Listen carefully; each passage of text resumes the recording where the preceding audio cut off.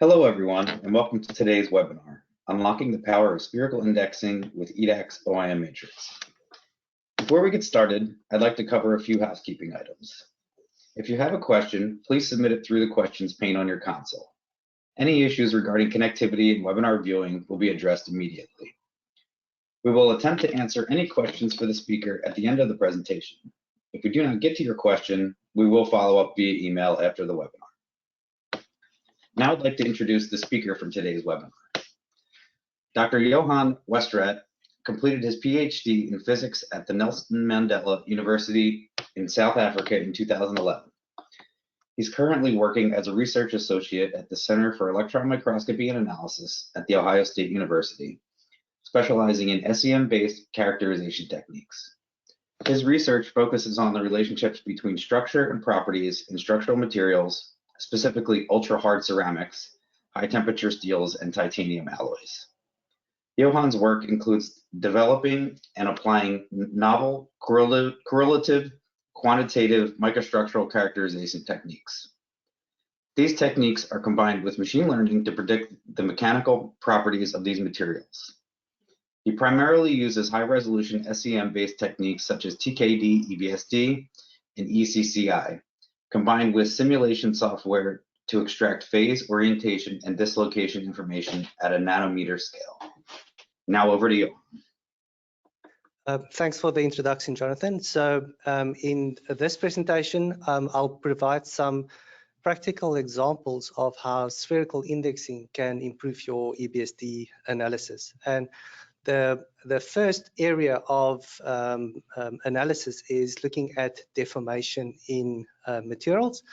And with the traditional Hough-based indexing, you get a lot of noise when you look at the misorientation analysis. But with spherical indexing, that really clears up the orientation maps by having a much better angular resolution. So the next area where spherical indexing really helps is when you have crystallographic similar phases, and in some cases Hough-based indexing algorithm can misidentify the phase, and with using spherical indexing you get a much clearer phase mapping. Then a lot of my research involves quantitative analysis for very small phases, much less than 100 nanometers.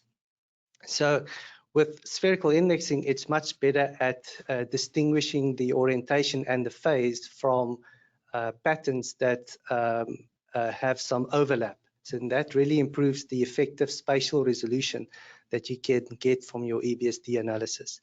And then lastly, the research involves using multimodal SEM techniques where we combine EBSD with chemical information, EDS, and also the transmission SEM detectors in the SEM to then quantitatively analyze the microstructure.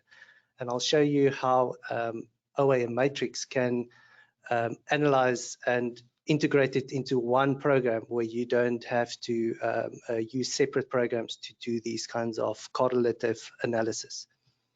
As an outline of the talk, we will compare Hough-based dictionary and spherical indexing algorithms, discussing their strengths and weaknesses.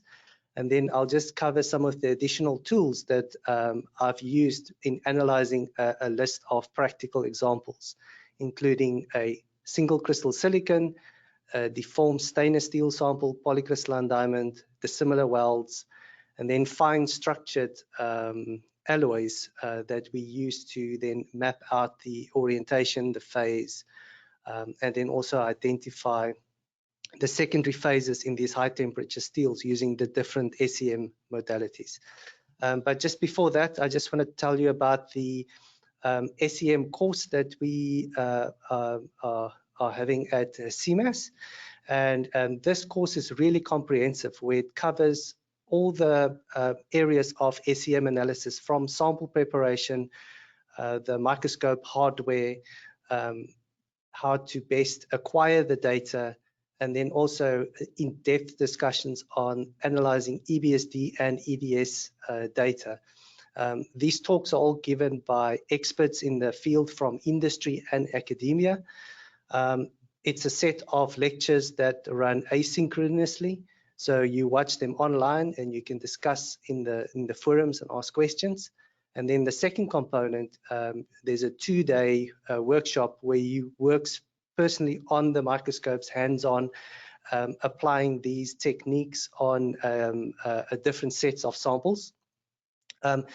The other component, if you can't make it in person, you can sign up for the manager track, where we will analyze the samples for you on your particular material, and you can do that remotely as well. So if you don't have the time to travel to CMAS, you can watch the lectures, learn all the materials, and then the practical component, we will then perform microscopy on your particular sample. So if you want more information, you can just follow the QR code on the screen. So Hough-based indexing is sort of the standard indexing algorithm that's used in EBSD analysis. And for electron backscatter diffraction, we take the sample, we tilt it at 70 degrees. That's to maximize the backscatter or the signal that come out of the sample. And then we have a detector that will then detect these backscattered electrons. Now, for a amorphous sample with no crystallographic ordering, this background of the backscatters will all just be sort of a diffuse background. But for a crystalline sample, we get additional diffractional effects from the crystallographic planes, and it forms these Kikuchi bands. And each one of these Kikuchi bands are related to the crystallographic plane inside of the sample. And then to determine the orientation, you transform this Kikuchi band sample into Hough space. And so instead of having to find the position of the line, you just have to find the position of a point. Now you've determined the position of and the angle of these lines, and then using 3 sets of lines, you can then calculate the angles between those lines. And from those angles, you can then compare that against a pre-computed table of angles for the candidate phases that you provide for the analysis. And that's how it then look for the best match for the phase. And then looking at the low index zone axis, it can then use that to determine the orientation of the crystal at a particular point. And then it scans the beam across the sample surface and determine the orientation for each point. Now, typically these patterns are not saved because they take up a lot of space on your hard drive.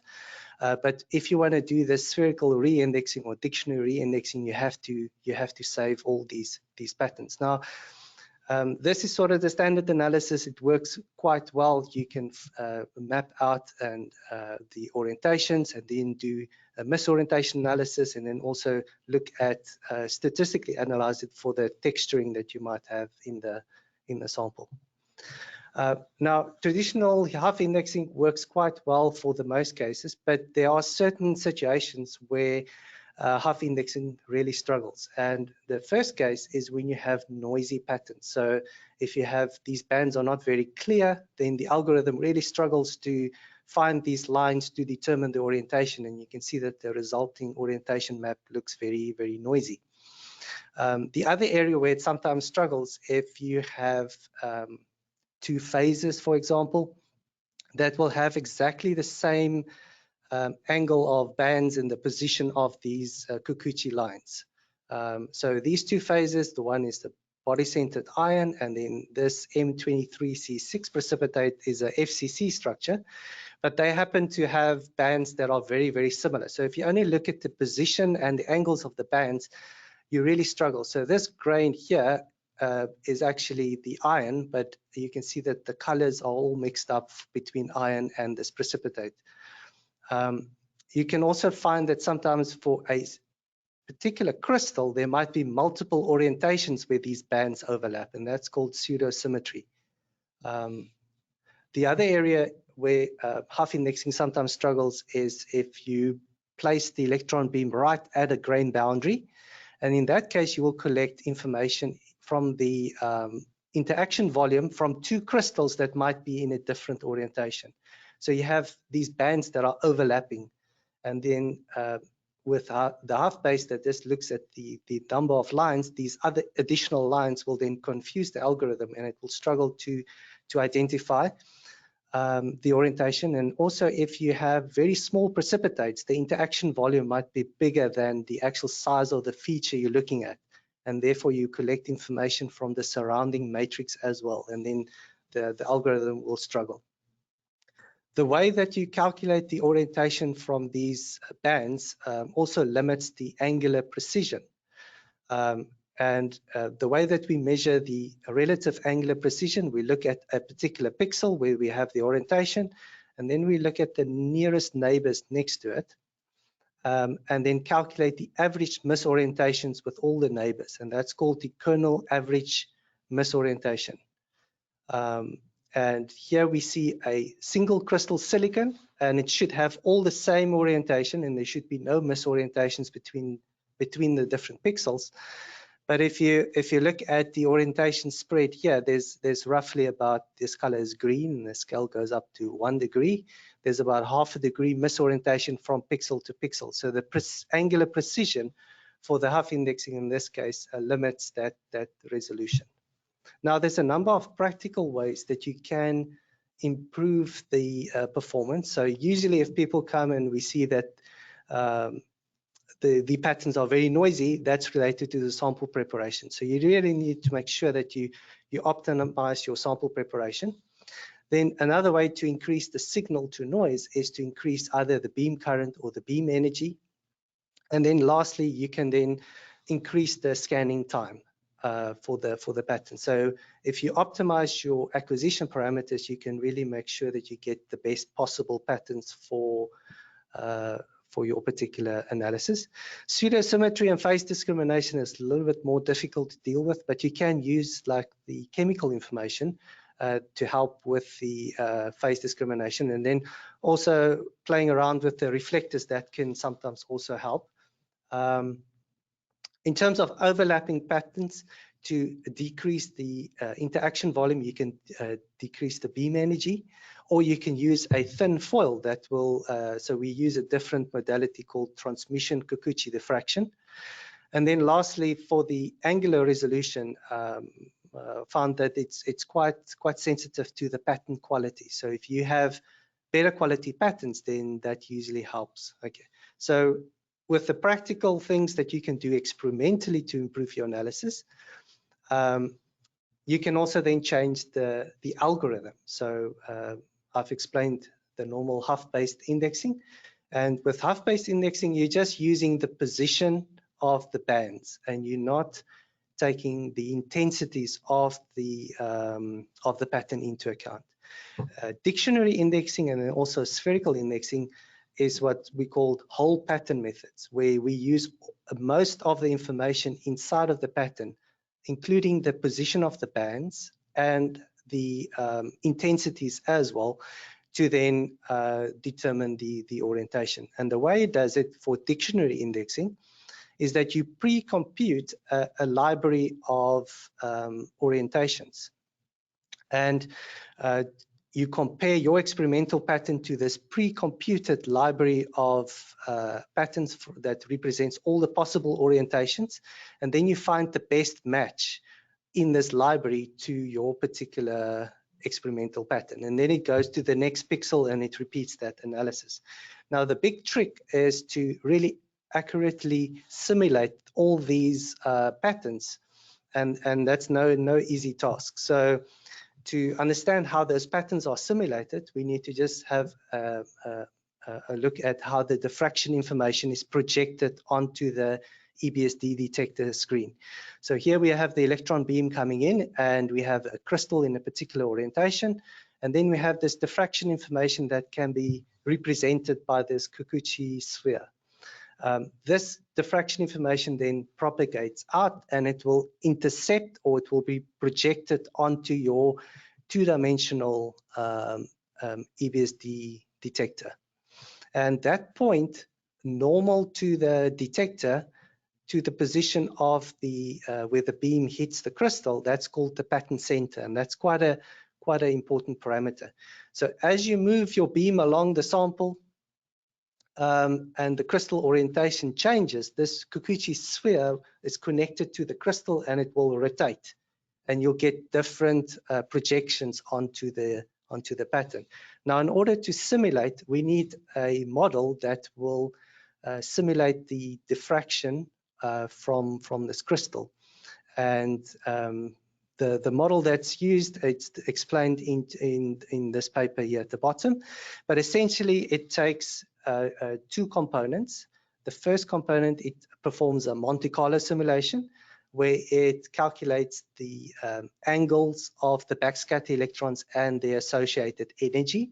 So as the electrons move through the sample, it will lose a certain amount of energy. So the Monte Carlo simulation calculates that energy losses and the angle at which these backscatter electrons will come from the sample. And then it solves the second component. It uses the Schrödinger equation to solve the Schrödinger equation in your particular crystal. So for a nickel, the pattern on the screen here displays the dynamical simulation for the Kikuchi bands for a nickel sample. And then you combine the backscatter electrons with the dynamical simulation to get your three-dimensional master pattern.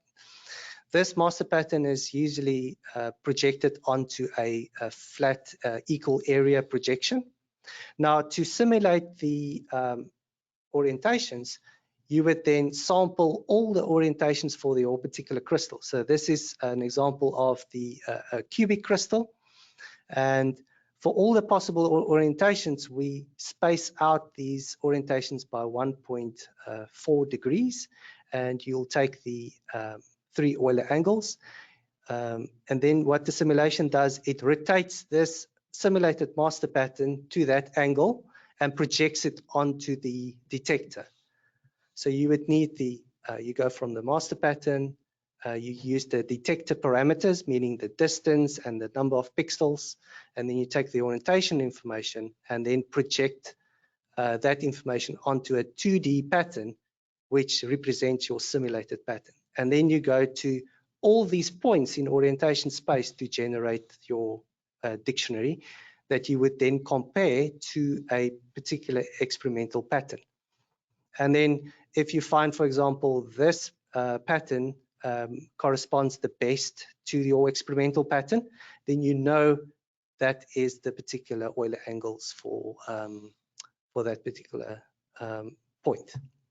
Now, if you compare dictionary indexing to Hough indexing, it's especially performs quite well when you have very noisy patterns. So the dictionary indexing, or when you use the whole pattern method, it's really good at working with noisy patterns. So if you compare the Hough indexing, even after pattern averaging, you can see a lot of noise pixels, while with dictionary indexing, you still get quite reliable orientation information. The problem, however, with dictionary indexing is related to the sampling of the orientation space. So for a cubic crystal, if you space out these points by 1.4 degrees, you end up with over 300,000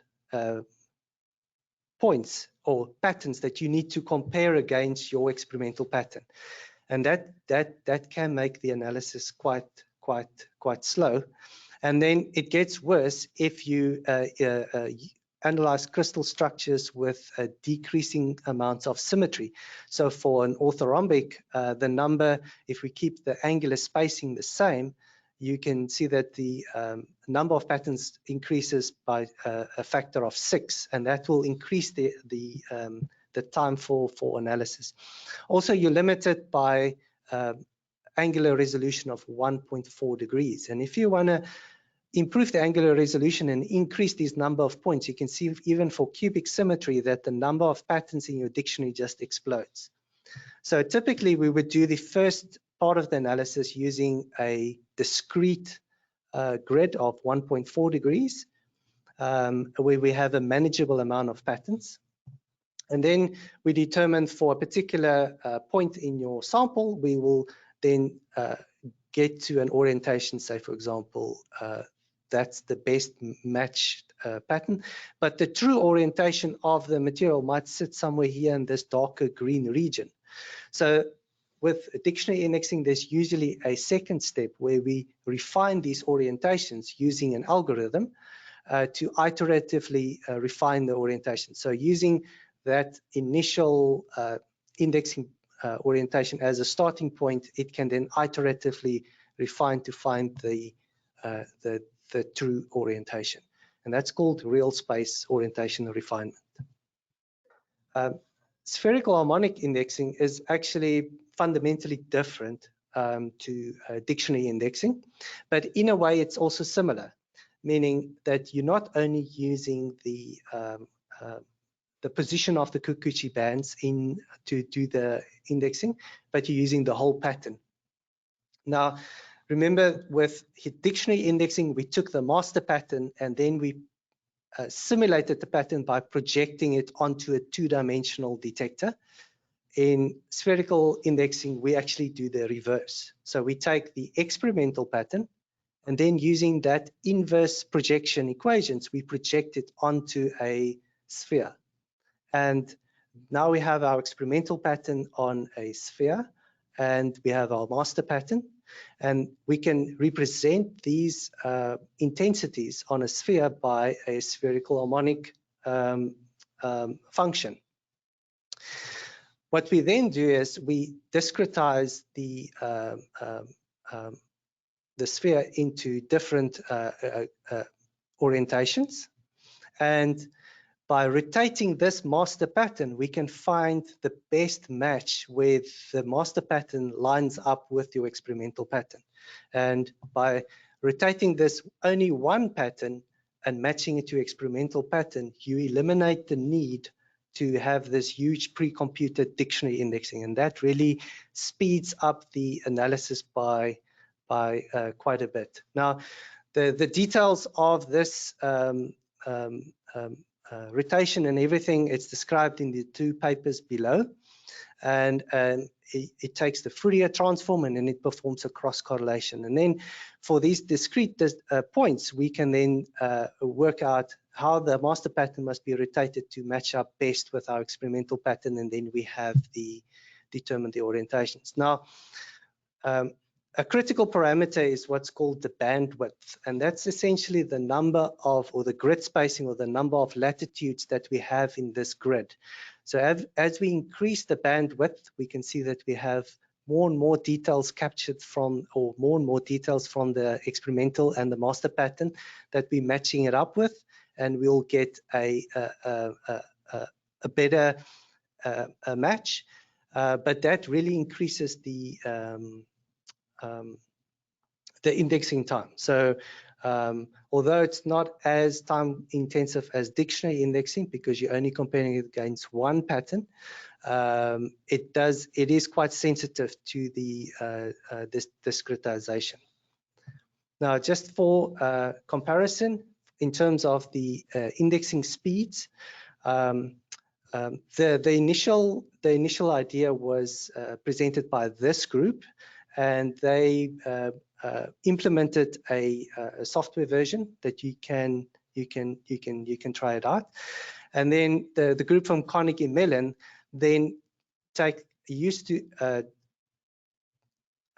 exploits the crystal symmetries. So if you look at the master pattern, there's some symmetries here. And also, if you look at the Fourier functions, there's some properties of the functions where you can really reduce the number of computations. And what they've also done is to implement it to run on a GPU. And that implementation is then implemented in the OIM Matrix software. For comparison, all our experimental runs were done at a bandwidth of 127. And that's got a grid spacing of 1.4. And for this 60 by 60 pixel nickel pattern, it runs at 800 patterns per second on a laptop.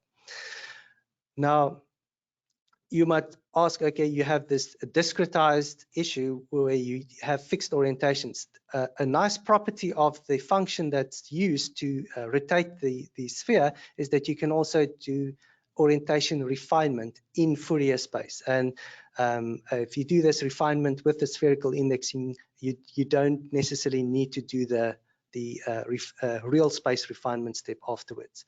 For all the experimental scans that I will show in this presentation, it was done at a bandwidth of 127, and we got indexing speeds ranging from about 400 to about 600 for the patterns that we analyzed. Additional tools in OIM analysis is called pattern averaging, and the simplest way to do pattern averaging to increase the signal to noise is just to look at the nearest neighbors, and you can just equally average these patterns out, and that would really improve the signal to noise. But then you're losing some spatial resolution. So they also implemented a non-local pattern averaging reconstruction algorithm. And instead of just averaging these pixels equally, if you look at, for example, this pixel here right on the grain boundary, it will weight the average according to the similarity. So only those patterns or orientations that are very similar to the pixel of interest will then be weighted favorably, and it will contribute more towards the average. And then those pixels from the adjacent grain, which is not very similar, won't contribute towards this average. And this really helps to increase the signal to noise, but also preserve the spatial resolution. And then the nice thing about the software as well, it sort of solves problems that you don't know you had. These analyses are re-indexing analysis are very sensitive to the pattern center optimization. So as you scan the beam across larger and larger fields of view, and if you move, for example, more than a pixel size, a pixel width of the detector, which is around 50 microns, the whole Kikuchi pattern will move, and that pattern center will move with it, and that can really influence the angular accuracy, and also sometimes, if it's really out, the phase analysis that you get. And there's a nice tools built into the OIM Matrix software that will allow you to not only optimize the pattern center, but also the shift of the pattern center as you scan across large fields of view. So into the practical examples. The first example, okay, before I get that, I just want to say that we used the microscopes at CMAS. We have a high resolution Apria microscope, and that has got a Hikari EDAX EBSD detector. And then on our Quattro instrument, we have a velocity high-speed EBSD camera that can scan to about 4,500 patterns per second. For practical use, most of the analysis here we get regularly scan at about 1,000 patterns per second with this detector. So the first example I use is a single crystal silicon, and the reason why I use the single crystal silicon is just to understand the sort of best case scenario. So for single crystal, all the orientations should be the same. And I scanned it at the parameters that we traditionally use for our analysis on most of the materials that we investigate. So we bin down the detector to 115 by 115 pixels, and then we used normal 20 kV, 3.2 nanoamps or 6.4 nanoamps. And in this case, we scanned it over a relatively large area with quite a big step size, and the sample was tilted at 70 degrees. So just straight out of the microscope with Hough indexing, if we do the kernel average misorientation, which is scaled from 0 to 1 degree, we can see that here at about 0, we get sort of an angular precision around 0.5.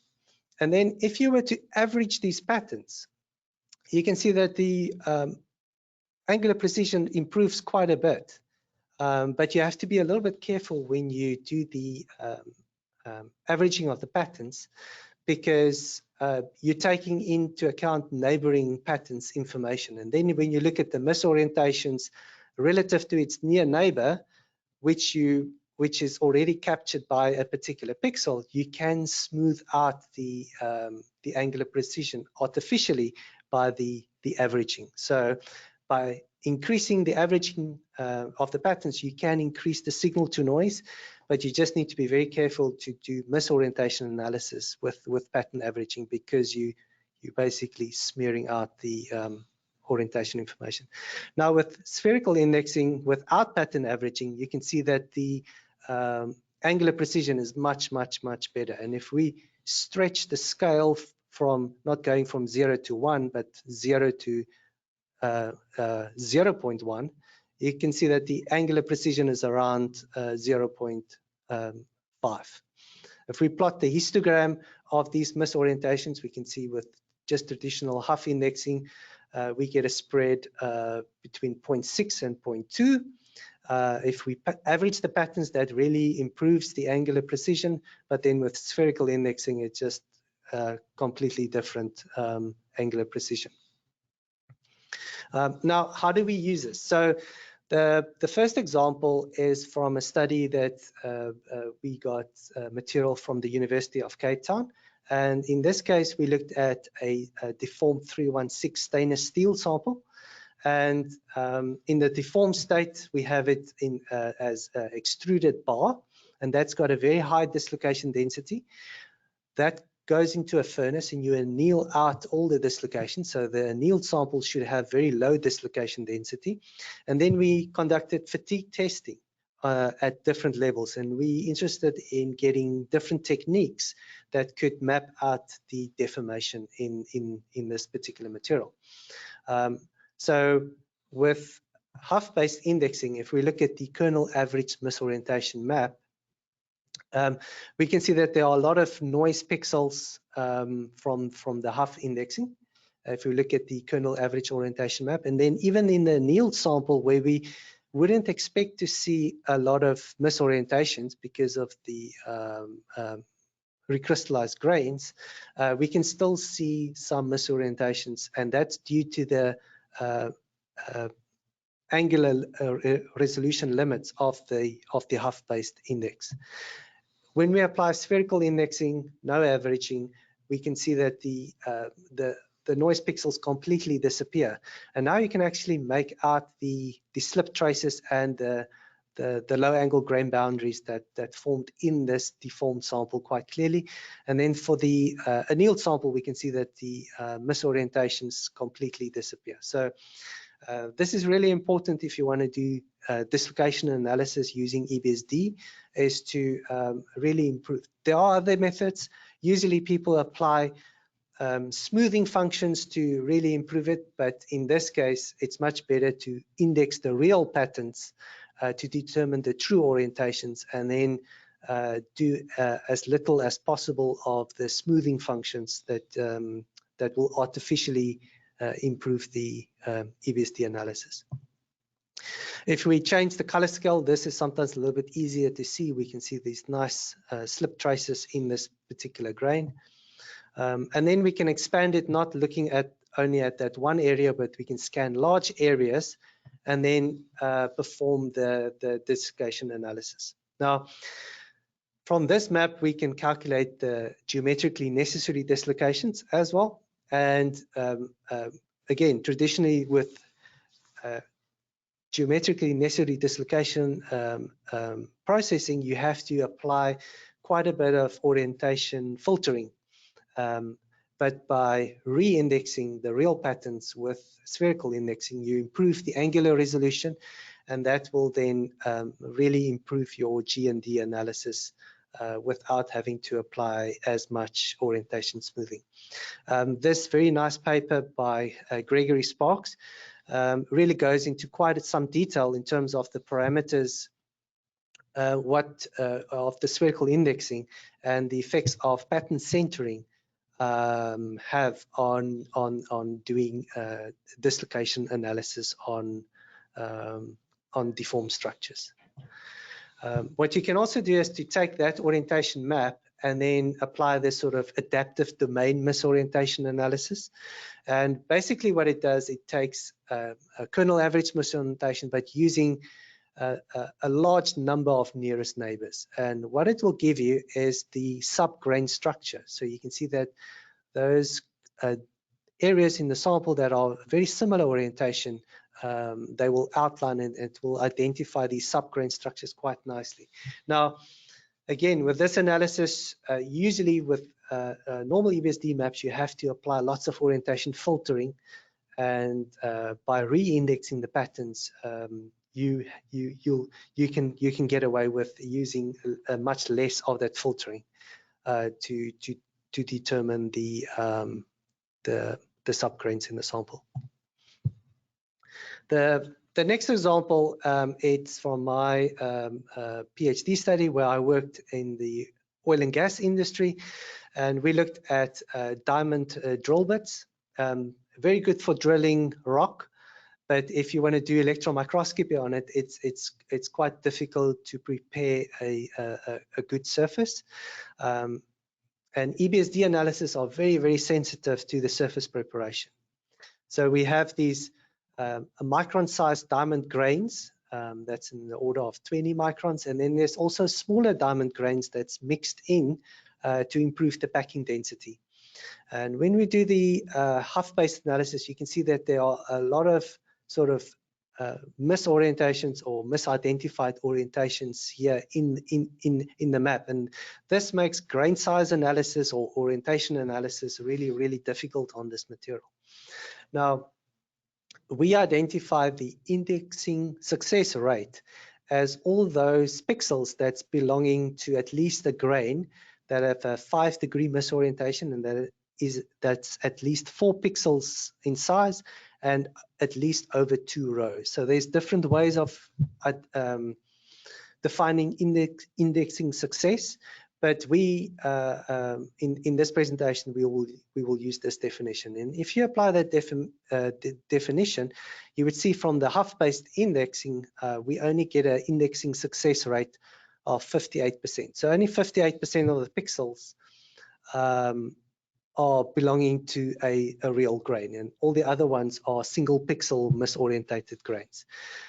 You can improve the analysis by averaging the patterns and then performing Hough indexing. So in the OIM matrix software, you can re-index the patterns after averaging them, and that improves the indexing success rate to 84%.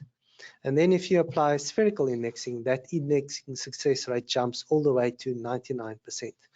And that's really important if you want to analyze these sort of smaller grains that's sitting in between these larger grains. And with that, we also get an increase in the angular resolution. This particular sample has been mechanically polished with a diamond impregnated resin wheel. And to do misorientation analysis, we still get not as good results as possible. And we can potentially improve this by employing iron polishing as well. So by improving the surface quality of the sample using iron polishing, that in combination with spherical indexing will then allow us to do the deformation analysis on this polycrystalline diamond sample. The next material that we looked at is from our welding institute at Ohio State, and in this project they welded a nickel filler material, which is a FCC material, onto a substrate of iron, which is BCC. And during this high temperature process, the molten nickel will diffuse into the iron, and then it would, at high temperature, it will form austenite in the iron. And upon cooling, this austenite will then convert to martensite, and it will form a very fine grains, fine lath structure right here at the interface between the filler material and the solid substrate. And in this project, they are very interested in analyzing the orientation relationships. Now, if you do traditional Hough-based indexing, with all these misindexed pixels, it's very difficult to do reliable orientation analysis. By performing spherical analysis on the saved patterns and applying pattern averaging, we can really improve the analysis. If we then overlay it with the image quality, we can start to see that the martensitic laths for that's adjacent to this particular nickel grain has got a certain color, and the martensitic laths adjacent to this particular nickel grain has got a certain color. And in the OIM analysis software, you can also do prior parent grain reconstruction. So after re-indexing, you can then do this parent grain reconstruction, where you choose a idealistic orientation relationship, and then reconstruct from these martensitic laths the high temperature phase. And then this is what we see here on the screen. And then you can see that for this particular martensitic phase, when you reconstruct it into its prior austenite grain, it is epitaxial to the nickel grain that's solidified on top of it. And with this particular martensitic phase, it's epitaxial with this particular nickel grain. We're also interested in studying now the orientations between the martensitic lath and the actual substrate, but this is all made possible if you re-index it, and then we can also do this prior grain reconstruction. Now, this assumes an idealistic orientation relationship, and it can be a little bit sensitive to the parameters that you choose here, but it's all built into the software. And if your orientation relationship for your variants are very, very close to the theoretical one, it usually works quite well. Now, to improve the spatial resolution of your EBSD analysis, instead of analyzing a bulk sample where you have the electron beam penetrating into the material and forming an interaction volume on the order of 50 to 100 nanometers in size, to improve the spatial resolution, what you can do is to also analyze thin foils or thin samples in the scanning electron microscope. So instead of taking a bulk sample, tilting it to 70 degrees, we take a very thin specimen that you would prepare for transmission electron microscopy, and then by using the electron beam to go through the sample, we can get the same Kikuchi band information that we can analyze in the same way. And the consequence of that is that your spatial resolution improves by a factor of 10. So instead of having typical spatial resolutions for EBSD between 50 and 100 nanometers, for transmission Kikuchi diffraction, you'll regularly be able to get spatial resolutions in the order of 10 to 20 nanometers comfortably. And then I'll also show an example where we tried step sizes of 5 nanometers. And in this case, we analyzed a titanium alloy sample with a very, very fine microstructure. We used a step size of 20 nanometers, and we tilted the sample to an angle of -20 degrees relative to the horizontal. And then just doing normal EBSD analysis where we save all the patterns, we can then do re-indexing. So for traditional Hough-based indexing, there's a lot of overlapping patterns, and also the patterns are sometimes a little bit noisy. And then the other issue with TKD sometimes is the background subtraction that can be quite tricky. So for traditional Hough-based indexing for this particular sample, we got an indexing success rate of only 20%. Averaging the patterns to increase the signal to noise, that increases the indexing to about 56%.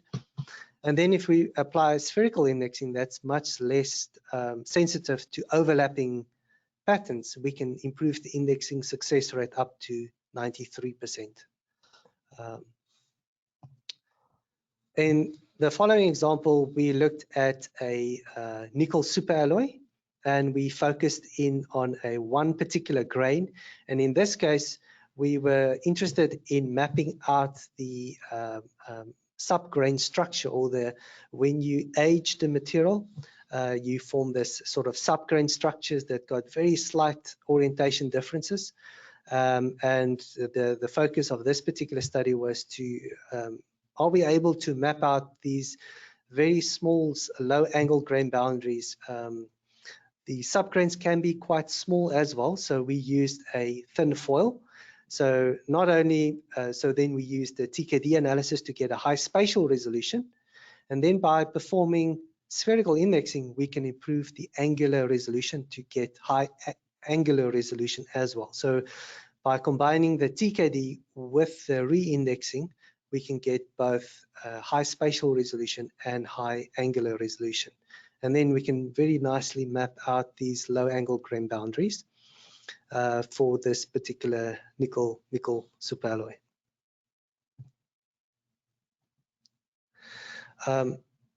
The next example is also transmission Kikuchi diffraction. And here we looked at a transparent conductive oxide, and that's used in a solar cell application.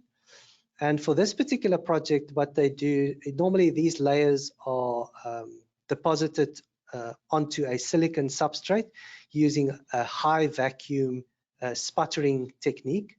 And for this project, they evaluated a high throughput atmospheric pressure spray technique to make this conductive oxide. But what they found is that there's sometimes there's a high contact resistance between these layers when you use this spray technique. And so we performed electron microscopy to really understand what's happening between these different layers. So we have a single crystal silicon, and then they first grow two polycrystalline silicon layers. That's got a very small grain size, so this scale here is 50 nanometers. And then on top of that, we have a zinc oxide, a zinc indium oxide,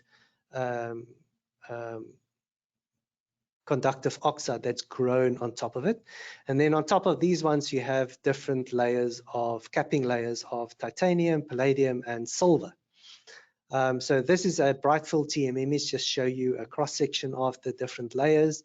And then here we have the that's cut off at the bottom. We have the large single crystal silicon. Then we have this polycrystalline layer of silicon, and then we have the zinc oxide polycrystalline layer that's grown on top of this. And then when you perform TKD analysis using a step size of 5 nanometers, with normal Hough-based indexing, we almost get very poor indexing success, and it's only really the single crystalline substrate that's indexing well. But then by performing spherical indexing, we can then map out these very small crystals in the sample reliably to determine the texturing, or to determine the texturing that might be present in this particular conductive oxide layer. So back to a bulk analysis. So a lot of my research involves analysis of power plant steels, and these power plant steels have got very small secondary phases, precipitates in them, that really strengthen the creep strength of the material. And these materials need to operate for 20, 30 years in service, but over time, these precipitates evolve and they change into different phases, and they also grow in size. And the objective of our study was to quantify how these precipitates evolve over time. So we're looking at high throughput techniques to map out these very tiny phases. And we try to analyze it with EBSD, but there's two issues. Sometimes these precipitates are really small, so it's very difficult to index the precipitates, because you're collecting information not only from the precipitate but also from the surrounding ion matrix. And then for this particular material grade, we ran into this issue where you have iron grains that have very similar positional bands compared to the M23C6 precipitate. And when you try and do Hough-based indexing, it really confuses the two phases. So what we do is we apply secondary electron imaging using the in-column detector, and we can map out different phases and distinguish them according to their contrast. So here we have these green precipitates marked with green dots, and they have this gray color. Then we have these darker precipitates, and then also we have these brighter outline precipitates. Now, to determine the crystallographic information, usually you have to cut out a TEM foil using a focused ion beam and then do the analysis in the transmission electron microscope to determine the phase. And what we're trying to do here is to use EBSD analysis to at least identify these crystal structures or map them to what we think they are. And when you do it with spherical indexing, you can see that the ambiguity between the precipitate and the matrix is completely resolved. So we can reliably index the BCC iron grain. And then for these precipitates, we see that these dark precipitate maps out as the Z phase or the Z phase. And then these brighter ones marked with the yellow is the Lavis phase. And then the green ones are the M23s. Using slightly lower beam conditions, so we drop down the accelerating voltage to 10 kV to minimize the interaction volume. We drop down the step size, and then with spherical indexing and non-local pattern averaging, we can then map out these very small precipitates in the steel by this reanalysis. Now we can use this secondary imaging over large areas to map out these crystallographic phases, and then quantitatively determine the proportion of the secondary phases, which then can go into prediction models that would be linked to the mechanical properties. An alternative way to improve the spatial resolution of the EBSD analysis, we also have this experimental EBSD camera that operates in a flat geometry. So in this case, we have our sample is at 0 degree tilt, and then the EBSD camera slides, or the detector slides in like a backscatter detector, and it sits above the sample. And this detector consists of 4 time-pix detector chips, and they arranged in this configuration. So right in the center, there's a hole in the detector where the electron beam can go through the detector to hit the sample. And then the diffraction information is then collected at 0 degree tilt. Now, the advantage of this analysis is that the beam penetrates straight through the sample in normal incidence, and that the footprint of the interaction volume is then in the lateral resolution is much better. If you want to read more about the detector and also the improvement in spatial resolution for this particular detector, you can find the details in this particular paper. So that's the benefit, but the downside is that the backscatter yield is a factor of 10 less. So there's a reason why we perform EBSD analysis at 70 degree tilt, is because you get a lot of signal. So if you place the sample at 0 degree tilt, then you get a lot less signal. So the patterns are quite noisy, and that makes it sometimes very difficult to analyze. So yes, you get an improvement in spatial resolution, but these patterns can be quite tricky to reliably index. And by saving all these patterns and then re-indexing with spherical indexing, which is much more sensitive to noisy patterns, you can then improve the analysis. So getting both good spatial resolution and also improve the angular resolution. So we applied it directly on the power plant steel sample. So here's the secondary electron image showing you the different precipitate types, the contrast. And then if you map out the phases, you can see that for a step size of 30 nanometers, we can then map out the crystallographic phases reliably that correspond to these different image intensities. And the other advantage is that you don't really have to tilt the sample. So it's all flat. You just retract this detector and then you can do imaging with all the other analysis without moving the sample and losing the actual place where you want to do the imaging. What we can also do is to do transmission analysis. So we can take a very thin sample. In this case, it's again these steel precipitates in this power plant steel, and we prepared a jet polished, electropolished foil sample with a hole in the center, and then right around the hole, the sample is electron transparent, so it's thin enough that electrons can actually travel through the sample. But you end up with this sort of a wedge-shaped material where around the hole, the sample is very, very thin. And then as you move away from the hole in the sample, then the material gets progressively thicker. If we use this stem detector that we place underneath the thin foil, we can image the structure, and this is very similar to stem analysis in the TM, and we can see that these dark features here is all the precipitates. We can see the subgrain boundaries that outline quite nicely, and in addition to the subgrain boundaries, we can also see the free dislocations. So these are dislocations that might not necessarily cause a rotation of the crystal, and they will be invisible for EBSD analysis. So by combining this transmission mode with orientation analysis, that will allow us to see the total dislocation density in this particular material. Now for TKD analysis on a material where the thickness varies quite a bit can be quite challenging.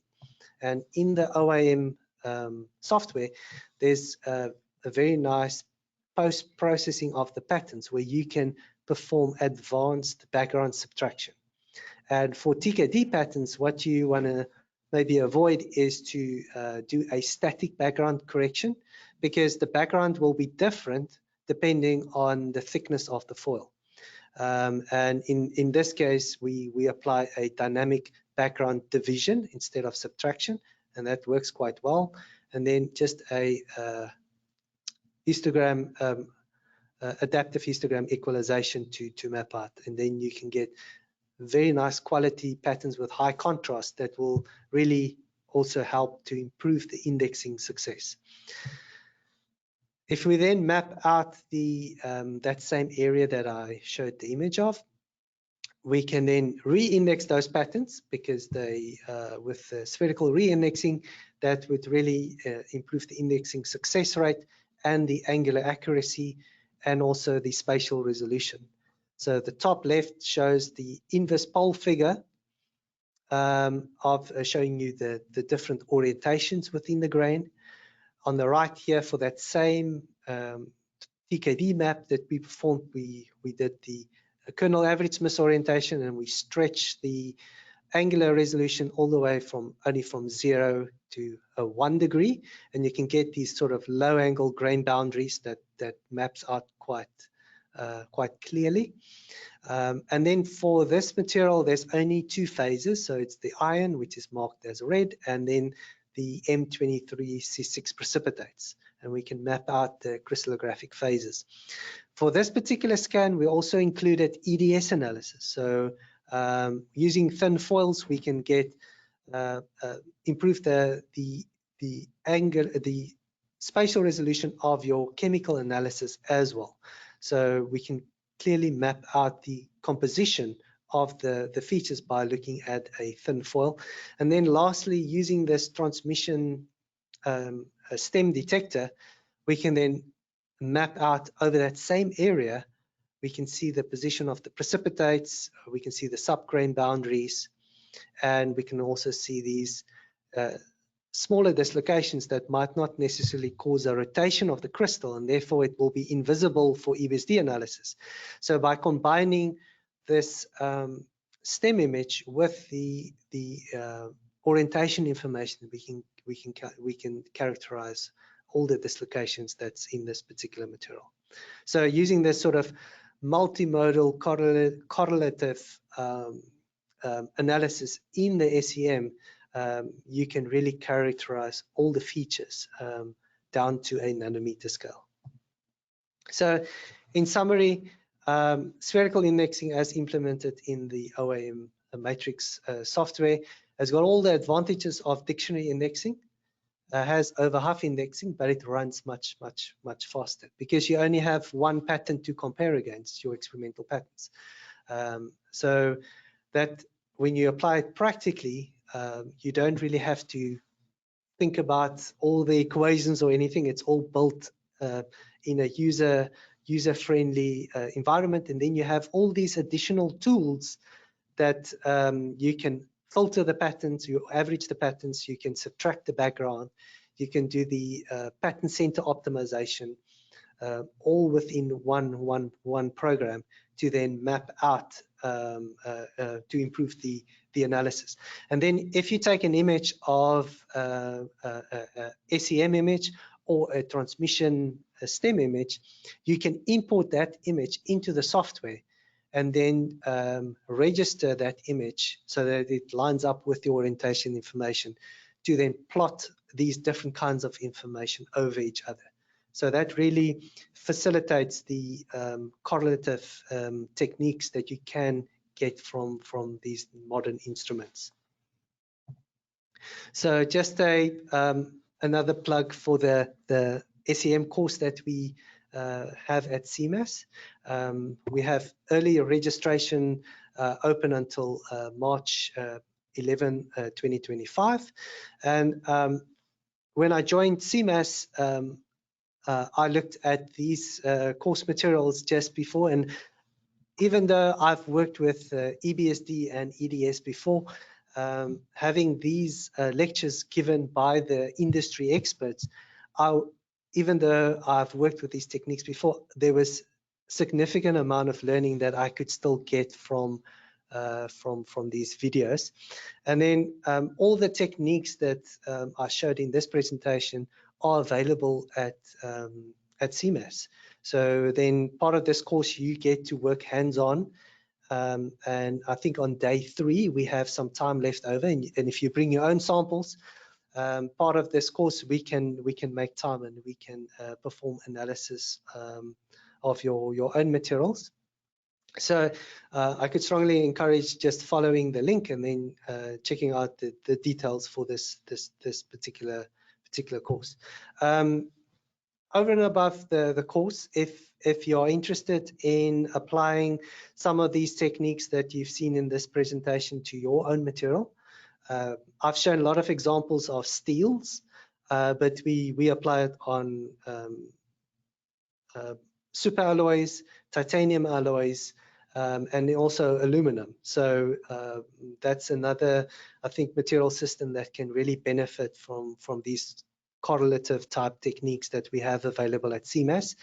And then SEMs is only one very tiny part of CMAS. We have a comprehensive suite of instruments, very advanced transmission electron microscopes, and also cryo transmission electron microscopes that if you're interested in that analysis, you can just contact cmas@osu.edu, or you can find more information on the website.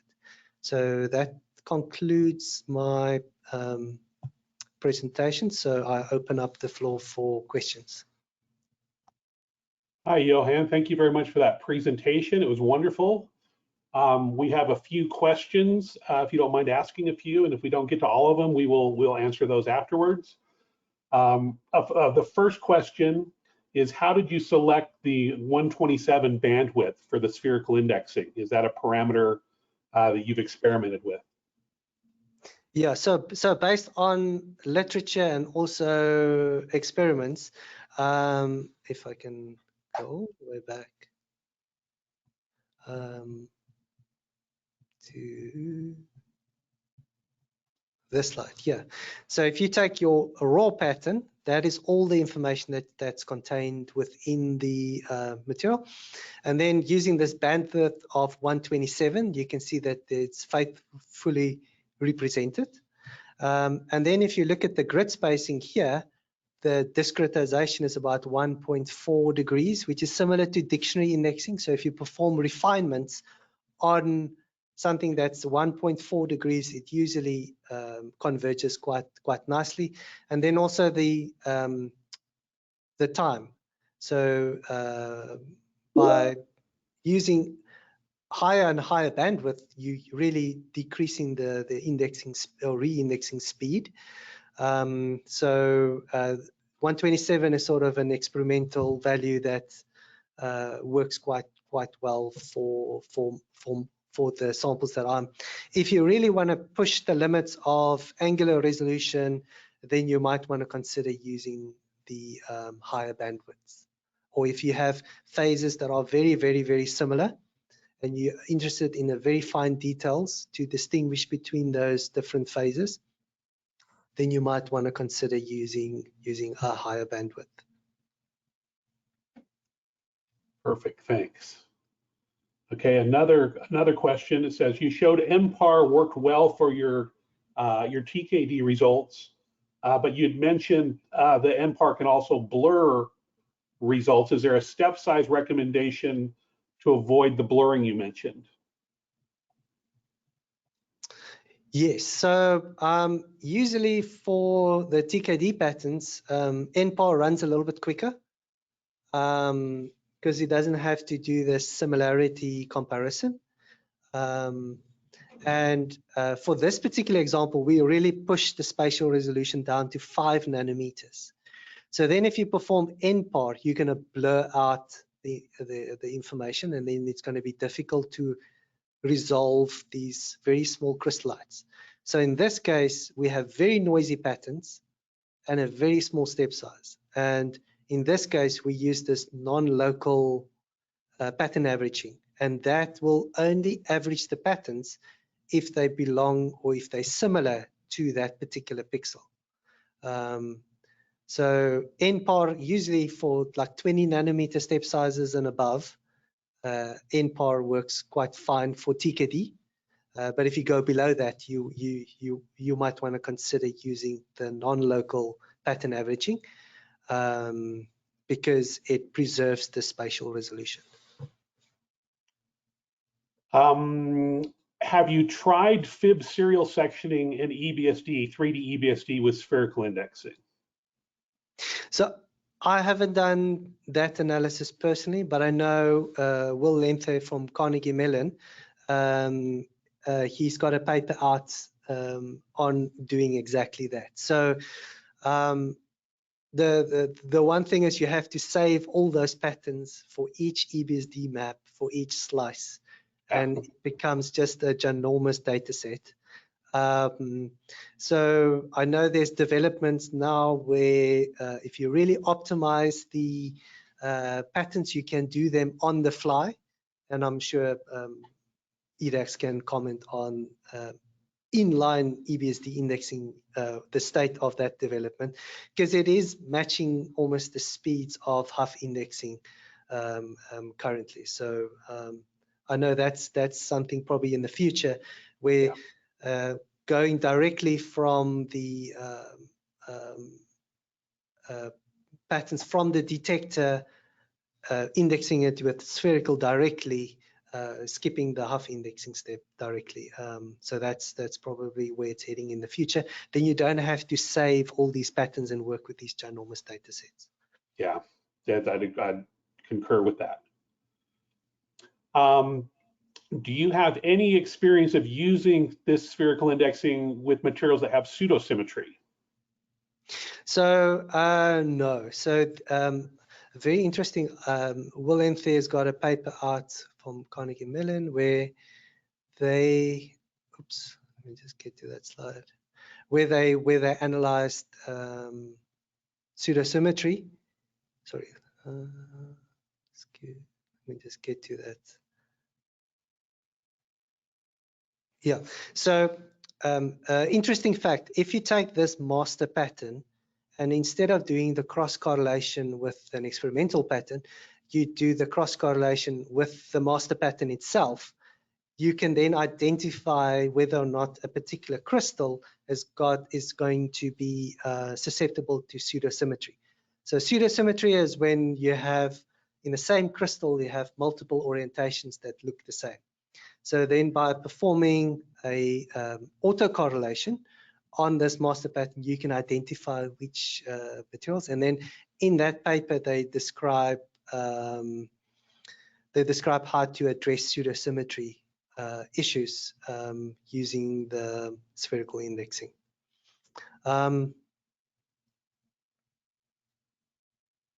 But yeah, so I used it for phase discrimination, but pseudosymmetry issues I think can be addressed by the spherical indexing. And then this one is a two-parter. It says, hi, Johan, did you perform the adaptive dam analysis on both Hough indexing and spherical indexing to form 316 steel? And then it says, if yes, were there significant improvements in resolving the GND? And essentially, I guess, yeah. Yeah, so I haven't made that comparison. So in this case, I think if you do apply it with just the normal Hough indexing, you get quite a reasonable result. But in that process, you have to really filter the orientations quite significantly. And each additional processing step that you perform, where you would smooth out orientations, that is removing gradients or that might be present in the sample, and that's related to the deformation. But I haven't done a systematic study of that yet, so that's still work in progress. The one I show here on the screen, that was performed after spherical re-indexing, and then I performed the adaptive analysis. As far as I know, this is not implemented, and Matt can correct me, in OIM Matrix, so that was done using MTEX. Okay, yeah, that's correct. And then one last question we have is, when we'll use 45 degree in the EBSD technique? I'm not sure exactly how that goes, if that's relative to your TKD slide or. No, that's fine. Let me just get to one of the images now. So 45, okay, this is also an TKD slide, but usually we tilt it at 70 degrees. And that is to maximize the backscatter yield. So at 70 degrees, they found that's the optimum. If you tilt it 45, you'll get less signal. Also, what you get very interestingly is that the beam will penetrate a little bit deeper into the sample, and then what you get at 45 or at 52 at least, you get band inversion. So these bands here that form at the bottom, they're a little bit darker than the bands on top, and that can actually, make if you do spherical re-indexing, that can make it quite challenging.